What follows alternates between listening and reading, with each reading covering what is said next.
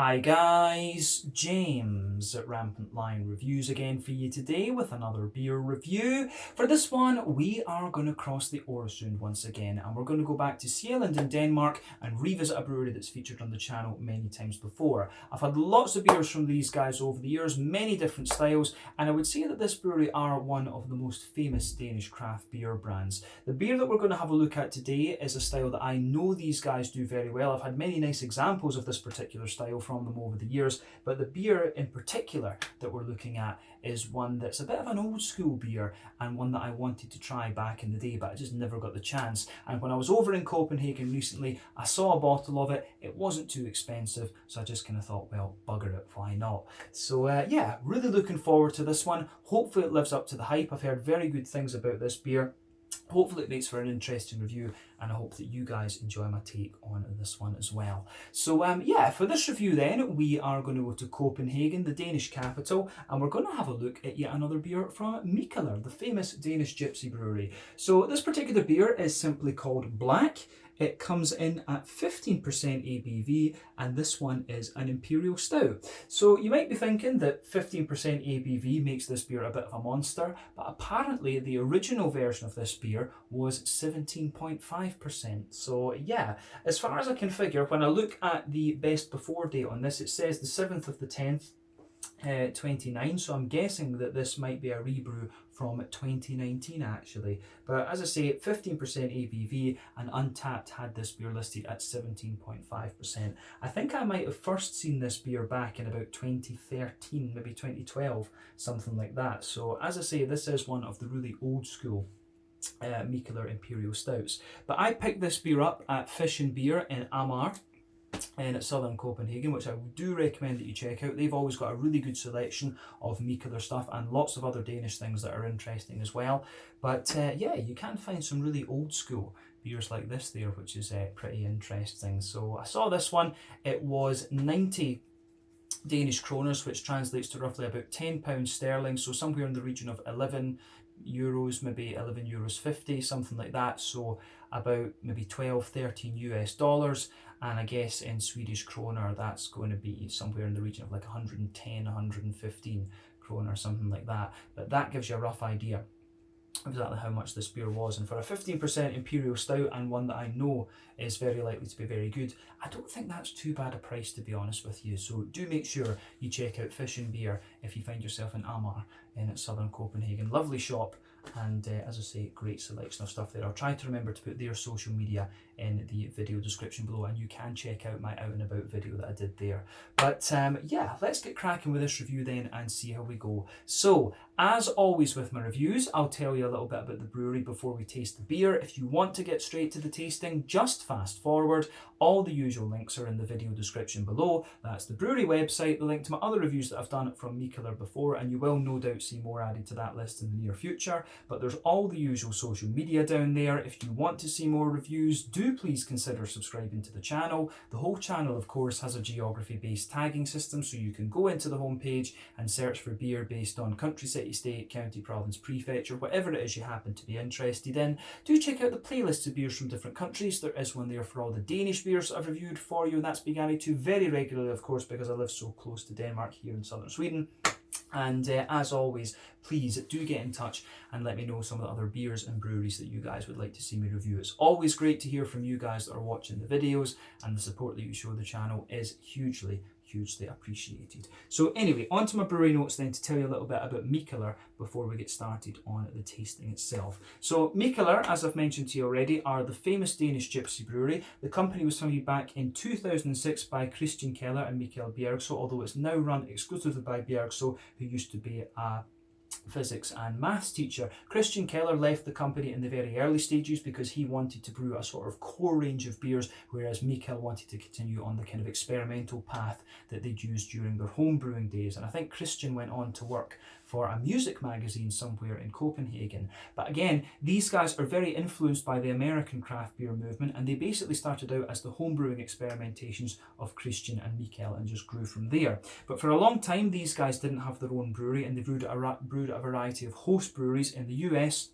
Norway, Scotland and Belgium. Quite a lot of their beer, and I think, well, quite a lot of it is still brewed there, but most of their beer back in the day was brewed at the Proefbrouwerij in Lochristi-Hijfte near Ghent in Belgium, and their home base as such was the Mikkeller bar on Victoriagade in kind of central Copenhagen, I would say, quite close to the central station.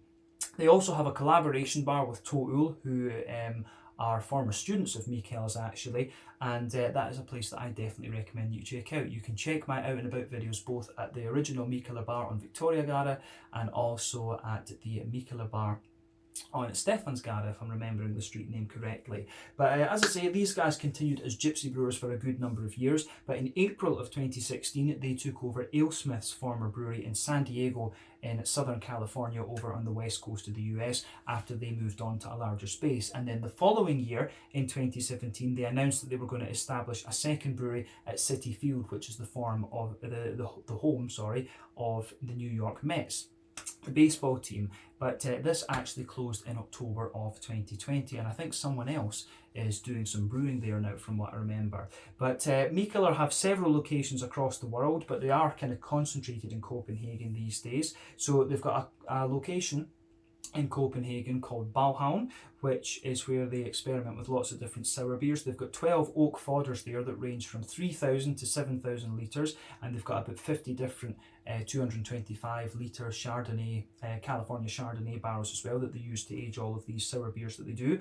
The beers are brewed at their War Pigs brew pub, which is in the meatpacking district in the centre of the city, and of course the War Pigs brew pub is another location of theirs, which is a collaboration brew pub with Three Floyds Brewing, who are from Munster in Indiana, close to Chicago in the States. But up at Balhavn they have their lab, and they isolate lots of different yeasts there, and you can get some very unique sour beers out of that actually, because they are yeasts that are just kind of isolated from nature. There's a bar there that you can go and visit, and yeah, it's definitely a place that I recommend that you go and check out. You can also check out, as I said, their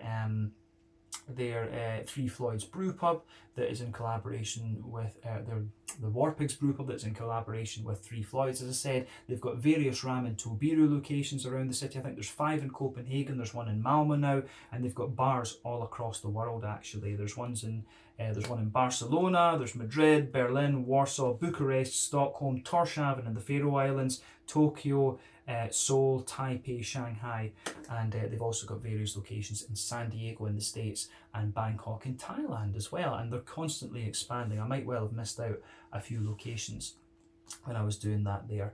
But yeah, Mikkeller, as I say, probably the most famous Danish craft beer brand, and they're constantly doing new things actually. So yeah, that is all I can really tell you about these guys. It's very difficult to say how many different beers they've done. I don't think they even really know themselves, to be quite honest with you, but they are a very, very prolific brewery. But yeah, that is it for your history section in this video. If you want to learn a little bit more about this brewery, you can of course check out the brewery website. You can follow them on Facebook and Instagram to keep up to date with all the latest goings on, and all of these different restaurants and things that I've mentioned that they have. The RampantLionReviews, the Ulla Brewed is another one of theirs, the different Mikkeller bars, they all have their own feeds and things that you can check out, so you can check out your local one if you're interested.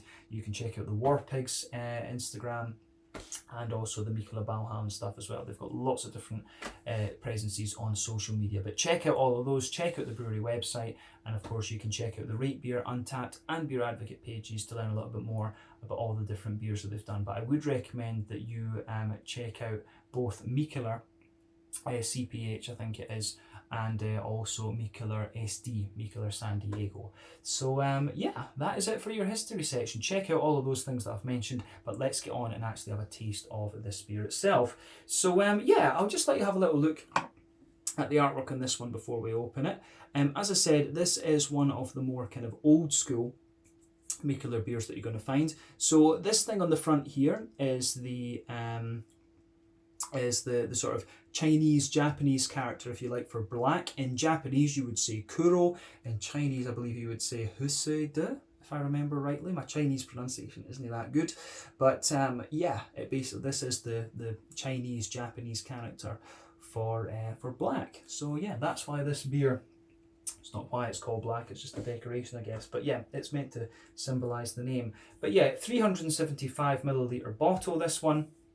As we say, quite nice. You can see the very distinctive Mikkeller characters there on the side. I'm just tilting that for you so that it appears nicely on the camera. But it's got one of these nice foil tops on it there. But yeah, tells you on the back, 15% ABV, 375 millilitres, and we talked about the cost of this beer a little bit earlier on. But yeah, I think this is an old school kind of all barley malt imperial stout, this one. So it just says, yeah, Brewed malt and Lochristi-Hijfte, which I think is extract malt. So yeah, barley malt roasted, oh no, sorry, Rieste, it's roasted barley, it says. Contains a little bit of sugar in it as well, and a champagne yeast apparently, so that should be quite interesting. But yeah, 15% ABV, as I mentioned earlier, the original one of this apparently was 17.5, so a little bit of a monster, but still, I think to review the Mikkeller Black is pretty special. Now I just need to figure out exactly how we get the foil on this off and we get it open. So we'll see. I might pause the recording. Oh no, it's just going to rip. Yeah, we're just going to have to destroy it. We can't get it off cleanly, but there we go. So no cork in this one, as you can see. Just look at that. It's just a straight bottle. But yeah, let's get it open and see how we go. Yeah, just a plain sort of goldy coloured bottle cap on this one, incidentally. Nothing special about it.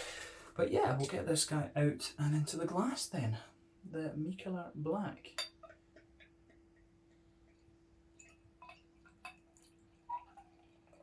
Here we are. I think we'll leave it at that for the moment. I think, yeah, we've got a little bit of it left in the glass. The bottle, I should say. Brain isn't working. But yeah, maybe I've poured that just a little bit too aggressively. Just look at that. As my friend Harry Meadows over at the Blue Nose Beer Reviews channel will call it, that's a knobhead pour. Very close to being a knobhead pour. But yeah, anyway, it does look pretty nice, I have to say. So as you can see, this beer is poured a lovely dark ebony rosewood colour, as you would expect from an imperial stout. If we shine the light through it, it's pretty much black as night. And I mean, when this thing is 15% ABV, you'd expect that, to be honest with you. So yeah, not a lot of colour coming through this one at all. As you can see, the head has come in 2 fingers, perfectly frothy. I mean, put it up there, you can see this is just pure froth, but I didn't think I poured that too aggressively, to be honest. So it's an unintentional knobhead pour, I think that's fair to say. But yeah, it is pretty damn frothy. We might have to go as far as pausing the video a little bit and just letting that kind of settle down on its own. But anyway, but 1 or 2 big bubbles sticking towards the side of the glass in this one. 1 or 2 little ones going up towards the bottom of the head as well, and you can see little bobs of little tiny bits of sediment, particulate matter kind of floating around in this one. But yeah, when it's a 15% imperial stout, the colour is what you'd expect. Remember, the colour of your beer is dependent on 1, the type of malts that you use, 2, the length of your wort boil is also going to play a role. The longer you boil the wort, the more the sugar's caramelised, thus you get a darker colour of beer.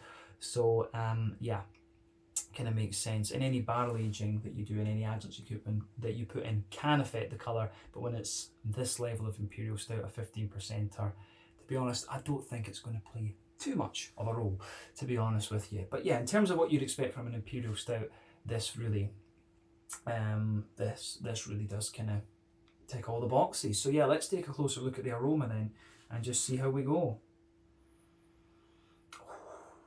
That smells really nice. It's proper old school, this. Proper old school.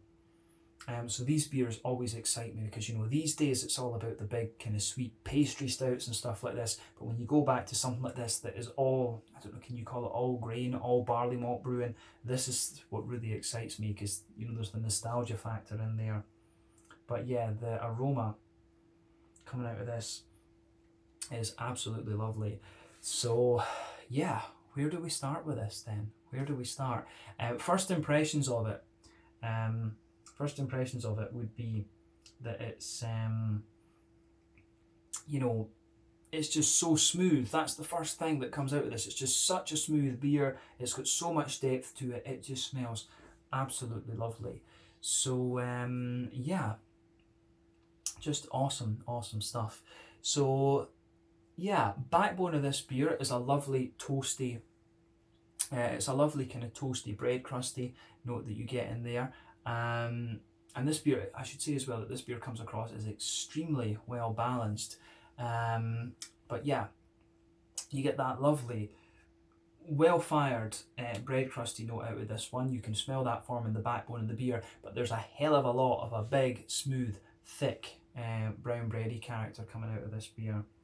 So yeah, the aroma that comes out of this is great. I mean, it's got a little bit, the kind of bready characters that you get out of this one have a little bit of that almost German rye bready sweetness to them, which is just crazy. So yeah, toasty, well-fired backbone to it. Lovely, thick, almost brown German rye bread, British sweetness in there. You certainly get quite a few woody notes out of this one, a little bit of that kind of nutty, sweet character as well. And you can also smell quite a bit of sweetness out of this one as well. It's almost got a wee bit of that kind of leathery, tobacco-y sort of vibe to it, this beer, that's for sure. Lots of leathery, tobacco-y kind of subtleties to this one, which I really like. So to me, that indicates that this beer has had a very kind of long wort boil. You know, imperial stouts like this can have wort boils that are, you know, up to 6 hours and beyond and things like that. You can boil the wort on an imperial stout for a hell of a long time. But the leathery notes, usually when you get the leathery character out of the brown sugars in these beers, that indicates that there's been a very long wort boil employed with this beer. But yeah, quite a bit of brown sugars to this one, a lovely big kind of sweet oily caramel in there. So yeah, lovely big sweet oily caramel. There's a little bit of I don't get so much of a treacle molasses note out of this one. It's actually quite a sweet caramel that you get out of this, but lovely kind of McVitie's digestive biscuity notes in there as well. As I say, sweet caramel, a little bit of toasty brown sugar, McVitie's digestive biscuits, and underneath that, as we said, you've got a few woody, nutty kind of things, and then that big brown bready character.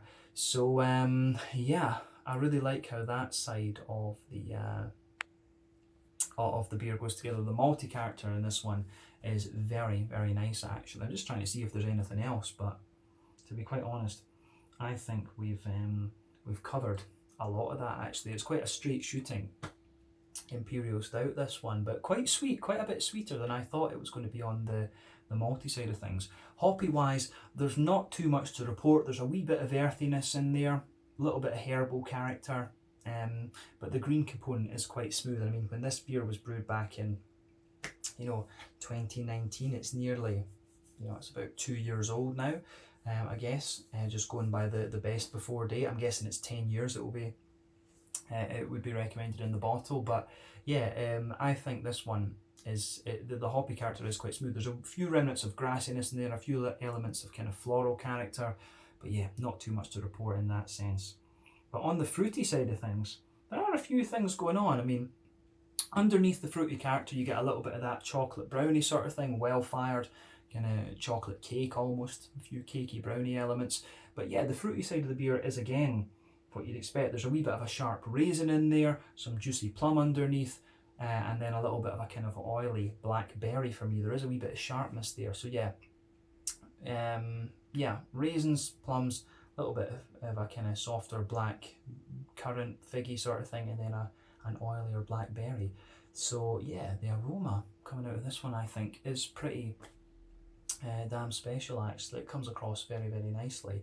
So yeah, big thumbs up to Mikkeller on the aroma of this, and like I said, very excited to try it. So let's go for it then and see how we go. So we'll get the rest of it in the glass, and I'm going to share this one after this video because this, as we say, is a little bit of a monster. I think the carbonation is going to go a wee bit crazy, so yeah, we'll leave it at that, to be honest with you. We won't bother. We'll just have a taste of this now. But yeah, this one is the black, an imperial stout, 15% ABV from Mikkeller, the famous Danish gypsy brewery based in Copenhagen. One of their classic beers, and really cool to be able to review this for you here on the channel. Let's get stuck into this one. Slange, skål, and cheers.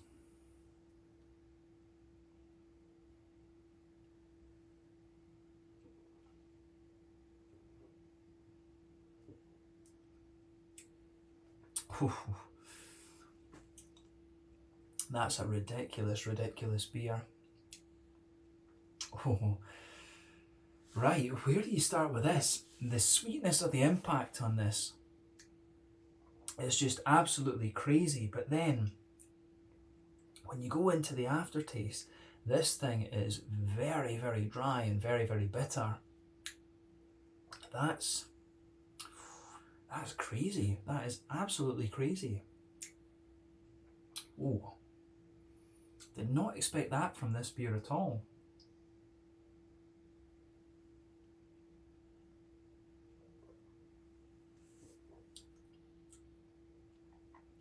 You can taste the sheer booziness in this beer in the beginning when you take it in. When you first take this one in, it's like really sweet and, you know, lots of treacle, lots of molasses, all of this kind of thing. But then immediately, the bitterness from the middle of your palate in this really comes out. It's just insane. This beer is just mental. It's actually crazy. I've never had one that's quite like this, that makes such a transition. Yeah, I'm going to say thumbs up to Mikkeller for trying something a bit different, but I have to say I'm glad I'm sharing this beer. This is one that I think would be very kind of difficult to drink on your own. Absolutely.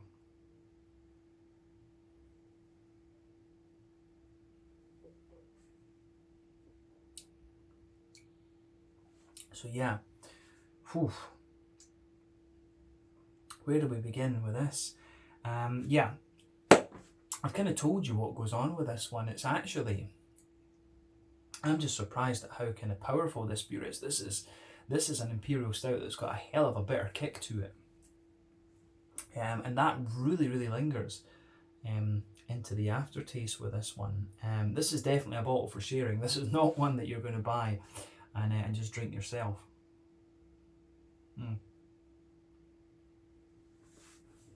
So yeah, when you take this beer in, as I say, it's extremely silky, but we'll come to the mouthfeel a little bit later on. But middle third, back third of your palate, the backbone of this beer is an extremely roasty, toasty, well-fired kind of thing there, and that bitterness really lingers into the aftertaste with the beer. This thing is extremely bitter, and this is this is basically maxing out the receptors for bitterness on your palate. Absolutely, it's just toasty, well-fired, charred bread crust that you get off of this black malt all the way. That's insane. That is crazy. It's just a beer that really saturates your palate, actually, which I would not have expected. Now, if I compare this, the other beer that comes to mind when I think about this sort of one would be the Black Hole, which I bought from the little Mikkeller and Friends bottle shop in Torvehalen over in Copenhagen. That was beautiful because it had just the right balance between kind of sweetness and bitterness. It was like an old school Russian Imperial Stout. So it had a bit of the Russian Imperial Stout, but it was leaning towards the sweet side of things. So this one is very much like a big sweet beast in the beginning, but it's like an extreme Russian Imperial Stout when you get into it. This is mental.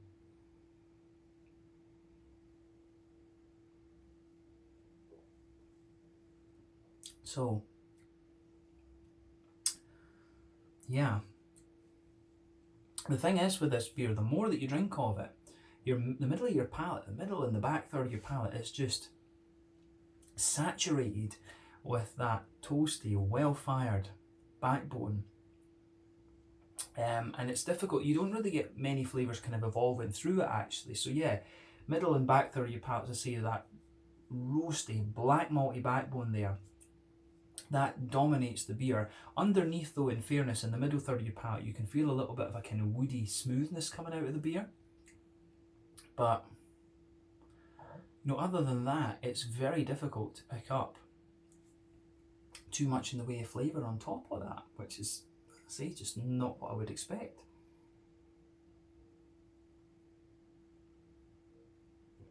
But when it's called black, you can understand what they're going for with this. But as I say, when you take the beer in, this is one of these ones where You take it in, it's very silky. You get a lot, when you first take the beer in, you get a lot of treacly note out of that big treacly molasses kind of thing. And it's just, it's so sweet and it's so silky and thick when you take it in. But then that just subsides quite quickly and gives you that roasty, toasty, well-fired backbone, and that's in the middle third of your palate and the back third of your palate. Now you can feel on the back third of your palate that this flavour is a little bit taller. I mean, underneath that you can feel there is a little bit of that. On the back third of your palate you can feel there is a little bit of a kind of thicker, dense, brown bready character coming out from the yeast. But yeah, this is just an absolute monster of a thing. But yeah, as I say, if I compare this to some of the other Imperial Stouts that I've had from Mikkeller, I do like it, but to sell it in a 375, without, if you're not going to know what this is, if you try this yourself, you know, if you just fancy like a Christmas beer, I can see that you might be a little bit disappointed with this, to be honest, because it is just black malt. It really is, it's just black malt. It doesn't, in the beginning, as I say, it's very, very sweet and silky, but then it just gives way to this roasty, toasty black malt flavour with a little bit of a kind of brown bready character on the back of the palate there. You've seen how long it was since I've taken a sip of this beer, and that is still lingering there. So the flavour sort of, it does make a transition though. The sort of, the roasty black character does kind of mellow out a little bit, and you get a few more woody characters, you get a few little more kind of leathery things on that middle third of your palate, potentially a wee bit of a very leathery kind of brown sugary note in the very middle of your palate. You do get little elements of this, but these are very, very minimal, to be honest with you. And as I say, you get that sort of brown bready, yeasty kind of thing in the very back third of your palate. So yeah.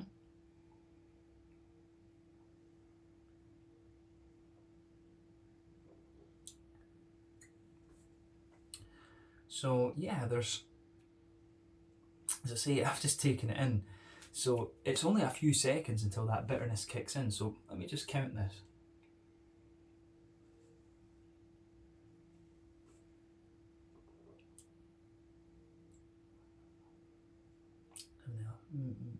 It's about 10 seconds roughly after you take the beer, after you swallow the beer and the liquid leaves your tongue. It's about 10 seconds before this really just bitter punch comes in and takes over the middle third of your palate. And as I say, it really just saturates it.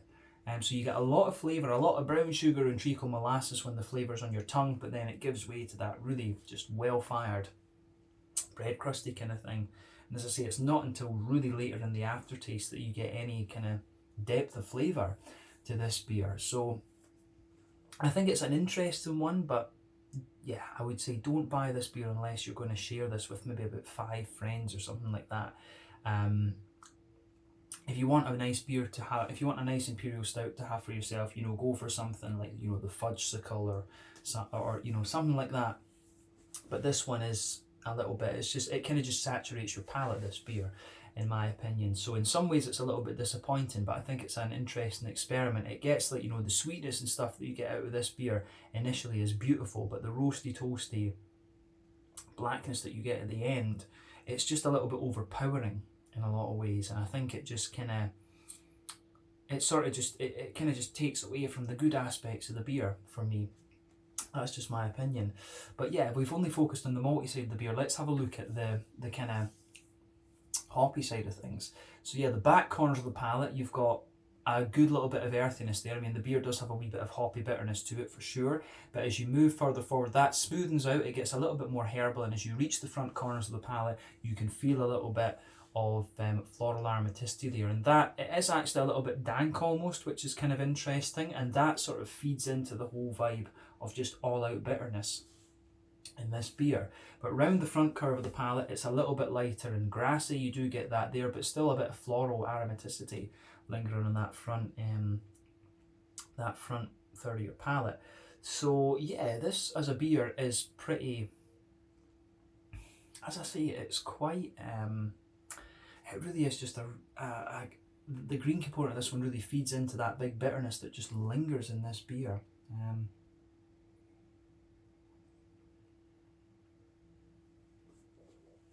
So Let's focus on the fruity side of the beer then, and the front third of your palate, because we've not really mentioned that. So the border region between front third and middle third of your palate, you can feel a wee bit of breadiness there, quite an intense bread crust, and then the base on the front third of your palate is actually a little bit sweeter. It almost feels like you've got this really toasted brown sugary character forming the base of that front third of your palate, and of course on top of that you get that little oily bubble where those juicy fruity esters roll their way out of the hops.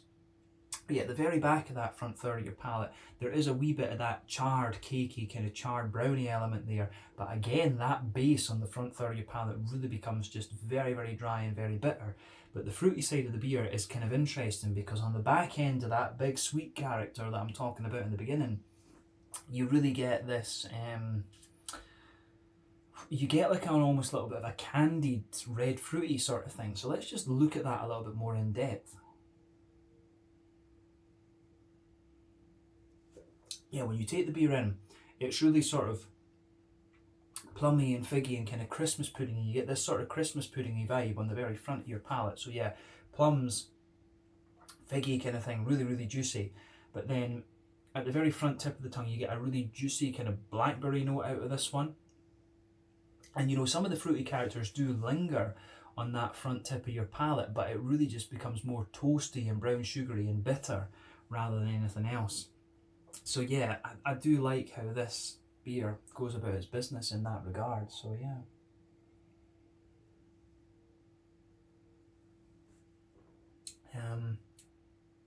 But the fruits in this one again, it's like the brown sugary notes you get out of this beer. It comes in very sweet. Plums, figs, you get a soft little bit of a kind of black curranty note in there, and a wee bit of that oily blackberry right on the tip of the palate. But yeah, it's interesting, and as you can gather with this, if you watch my reviews regularly, I've really struggled in this review to kind of stick to the format that I do, you know, the malt, green component, fruit.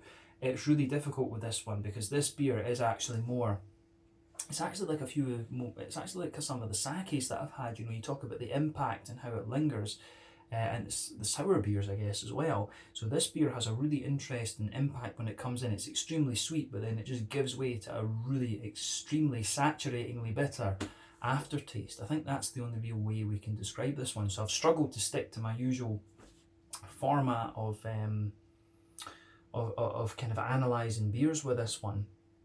So in that sense, you have to give kudos to Mikkeller for doing something a wee bit different. But I do think the bitterness in this beer is a little bit overkill. I think it's kind of like, you know, going for the 1000 IBU almost. I think they've maybe gone for the 1000 IBU with just black malt. But that, it kind of saturates the beer in a sense. I think, you know, if you go for the 100 rather than the 1000 or whatever, I think you would have a really, really nice beer out of this. But yeah, it's interesting this, but this is definitely a sharer rather than one you would buy for yourself. And I can certainly feel the booziness of this at 15% going to my head, so I just wonder what the 17.5% would have been like. But yeah, I think we've said enough about the flavour of this beer. I think you guys can gather what this one's all about. But yeah, let's round off the review with the mouthfeel then. Let's do that.